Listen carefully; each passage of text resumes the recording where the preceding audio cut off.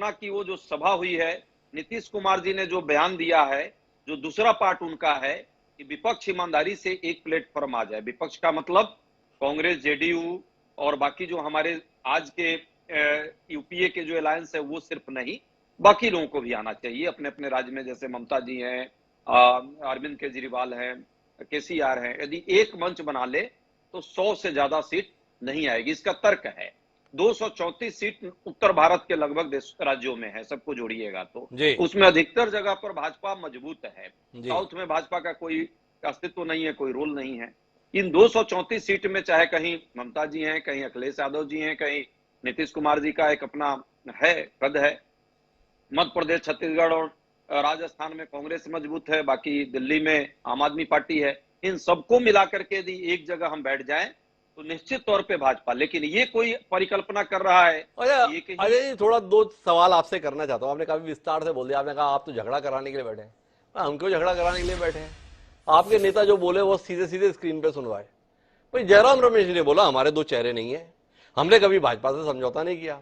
हमने अर्थ ये लगाया कि भाई हाँ, नीतीश कुमार ने तो भाजपा से समझौता किया है, उनके साथ सरकार भी बनाई है, उनके साथ चुनाव भी लड़ा है, तो दो चेहरे किसके हुए? नीतीश कुमार के हुए। तो हमने पूछ लिया, मासूम सा सवाल, आप नाराज क्यों हो गए?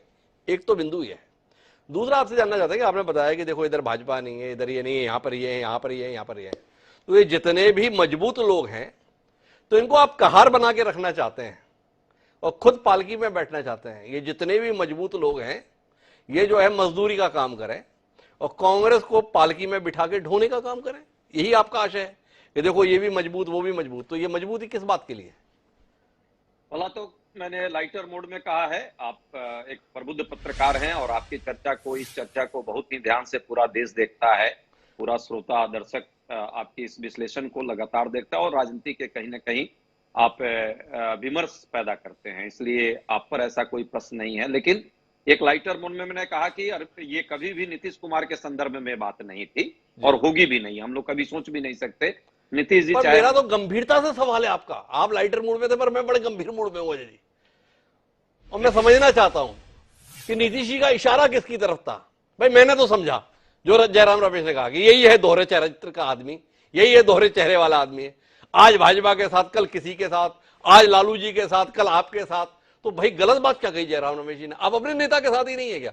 मैं बहुत गंभीरता से हूं अजय जी। रमेश जी ने बहुत स्पष्ट तौर पे कहा है कि कुछ लोग, जब पार्लियामेंट का भी मीटिंग होता है, जब विरोधी राजनीति का एक कहीं ना कहीं विमर्श करने का बात होता है और हम लोग चाहते हैं कि कैसे पार्लियामेंट में भाजपा को रोक सके, तो उस समय कुछ जरूर पार्टी के लोग आ जाते हैं, साथ में होते भी हैं, वो दिखते भी हैं। लेकिन संदर्भ जब चुनाव में आता है, फील्ड में लड़ने की बात आती है, तो भाजपा को लाभ पहुंचाने के लिए कहीं ना कहीं फील्ड में उतरते हैं। वो दिखा है कई राज्यों में, उत्तराखंड में दिखा, गोवा में दिखा, गुजरात में भी हुआ। तो ये स्पष्ट है, जनता समझती है।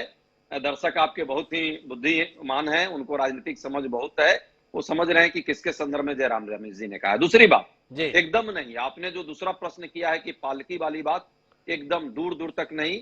हम लोग पालकी वाले लोग नहीं है, हम लोग तो सड़कों पे चल रहे हैं। पांडे जी की पार्टी ने लगातार इस तरह के काम किए हैं, जनता के मुद्दे को जो एड्रेस करना चाहिए वो नहीं किया है उन्होंने। महंगाई, बेरोजगारी या नफरत का जो माहौल बनाया है, उससे हम कहीं ना कहीं चाहते हैं देश को मुक्ति देना।